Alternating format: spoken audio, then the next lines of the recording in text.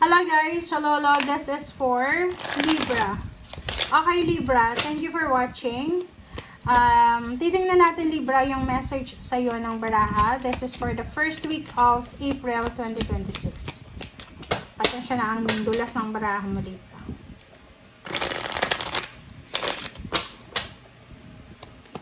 Alright, ano pa ba? Okay, number 5. 5 of Clover. This is number 33. So, sinasabi ng baraha, pareho kayo ng Aquarius. Sinasabi ng baraha na Libra, there's a good news about money sa linggong ito. Kumbaga, wala kang dapat problemahin sa pera. Kasi pwedeng may hawak kang pera, may reserve kang pera, pwedeng may trabaho ka. So, wala kang dapat na alalahanin or problemahin sa usaping salapi. There's a good news. Maraming magandang kwento, balita tungkol sa pera.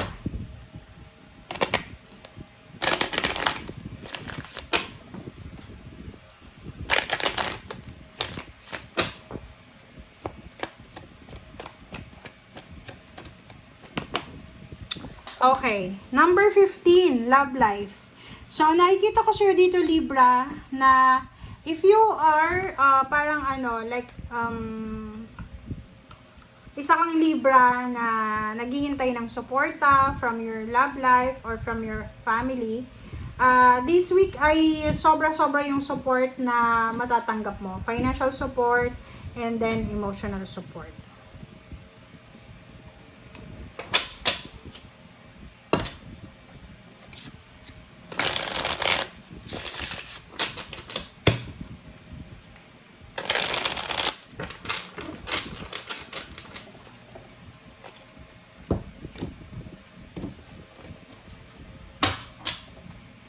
Okay. First card natin is Judgment. Next is 8 of Wands. Next is 7 of Coins. Okay. And Wheel of Fortune. King of Coins. Okay. So, sa ilalim mo Libra ay Strength. 2 of Coins, the Moon, and 7 of Cups. So, parang sinasabi ng baraha sa'yo dito na hindi ka dapat nag-aalala. Wala kang dapat alalahanin. Especially kung ito ay tungkol sa emotion, tungkol ito sa mga traitor sa buhay mo, wala kang dapat na paproblemahin.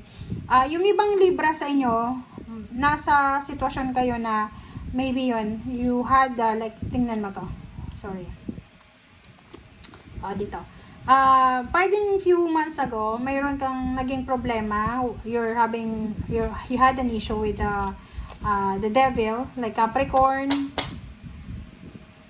energy, or kung sino man na zodiac sign na medyo devilish yung energy niya. Sinasabi ng barahan na pakiramdam mo, parang may guilt feelings ka. But this week ay sinasabi ng baraha, huwag kang mag-guilty. Okay?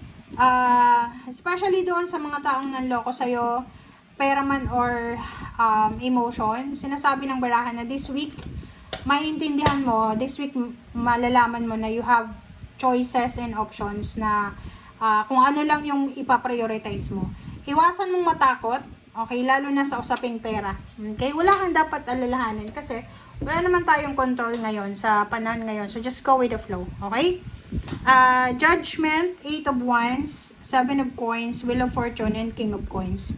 Etong judgment na to, sinasabi ng baraha na this week, sa linggong ito, isang napaka-sensitibo. It's a sensitive na decision making ang kailangan mong gawin or kinakailangan mong gawin.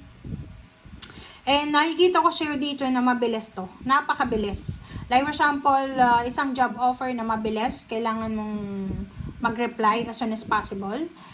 There's a financial help na kailangan mong tanggapin as soon as possible. Sinasabi ng barahan na to na isang decision lang ang gagawin mo sa linggong ito, biglang magbabago yung takbo ng buhay mo. Financially, you will be super successful. Kumbaga, isang ganun lang isang pitik lang. Kaya nga 'di ba, may kasabihan tayo na bilog ang mundo. Wala tayong dapat na parang yung mga taong naghihirap, wag nating pagtawanan, wag nating kotyain kasi hindi natin alam ang kapalaran. Okay? So, dito sa baraha mo, sinasabi ng baraha na kung ano man daw itong hinihintay mong success, yung mga pinagpaguran mo, sacrifices mo, ibabalik yan sa'yo ng universe ang sobra-sobra. Okay. Okay, let's clarify the judgment. Dalawa yung judgment mo. Sabi ng bara sa'yo dito na isang relationship, isang emotional actions, ang kailangan mong pagdesisyonan na palagi mong kinocontemplate. Palagi mong dinedelay. Like dito sa barahang to, posibleng may kailangan kang alisin sa buhay mo, may kailangan kang, or kailangan mo mag-move on, pero hindi mo ginagawa kasi nagigilty ka. Sorry guys. Okay, next is 8 of Wands, 6 of Coins. So, dito sa barahang to, sinasabi ng bara sa'yo, huwag kang mag-alala kasi sa linggong ito, you will receive a support, okay? There's a financial support coming para sa'yo. Ang support na to, mabilis siya. So, maybe you need money, you need the investment, or you need a job, or kung ano man yan, may suporta na posibleng darating sa'yo. Okay, 9 of Cups. So, sinasabi ng bara sa'yo dito na okay. Sabi ng bara sa'yo dito, financially and emotionally, kung ano man yan na ginagawa mo, like, di ba sa trabaho, kung ano yung ginagawa natin, may result yun. Sa love life, ganun din. So, kung ano yung effort na binibigay natin sa love life natin, sa family natin, meron din yan na kapalit. So, nakikita ko siya dito na kailangan mo ng balanse. Huwag kang masyadong nakafocus lang sa trabaho, or huwag kang masyadong nakafocus lang sa relationship or sa family mo. Kailangan meron kang boundaries. Okay?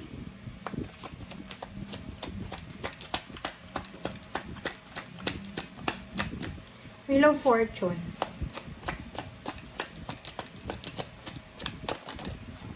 Okay, Wheel of Fortune, the Empress. Wow! So, sinasabi ng bara sa'yo dito na maraming magbabago, maraming magsisimula sa'yo. Kung makikita mo, magbabago yung cycle ng buhay mo dito. Okay, Libra? Maybe isang iglap, sa isang iglap, biglang yaman ka, biglang successful ka, parang ganon. Nakikita ko, healing din. Pwedeng gumaling ka bigla sa sakit mo or kung ano man nararamdaman mo. Pwedeng relocation sa isang ano lang natin, pitik lang. Pwedeng makapag-desisyon ka na lumipat ng tirahan, ng bahay, o bigla kang nag-isip na magnegosyo na lang instead na magtrabaho. Parang ganon. Okay, ang last card natin guys is King of Coins. What's the King of Coins? Okay, what's the King of Coins, Libra? This one is the King of Coins. Okay, 8 of Swords. Oh, sabi ng bara sa'yo dito, whatever daw na obstacles, pakiramdam mo lang. Whatever na pakiramdam mo ay obstacles and challenges para sa financial success mo, financial blessings, or financial freedom, sinasabi ng baraha, illusion mo lang daw yan. Kasi, alam mo, lahat tayo dito sa mundo may karapatan. We are destined to enjoy luxury. Okay? So, kumbaga, kanya-kanya lang tayo ng timeline. Hindi naman to paunahan. Okay? So, kaya nga sinasabi ng barahan na, minsan sinasabi nila na nauna ka na nagtagumpay, may nahuli. Okay? So, hindi ibig sabihin na nahuli ka, wala nang mangyayari sa'yo. There is. Okay? So, sinasabi ng bara sa'yo dito na i-welcome mo yung mga pagbabago na magaganap sa buhay mo. Huwag kang ma-overwhelm ha. Kasi ang dami-daming blessings na darating sa'yo. Thank you guys. Bye!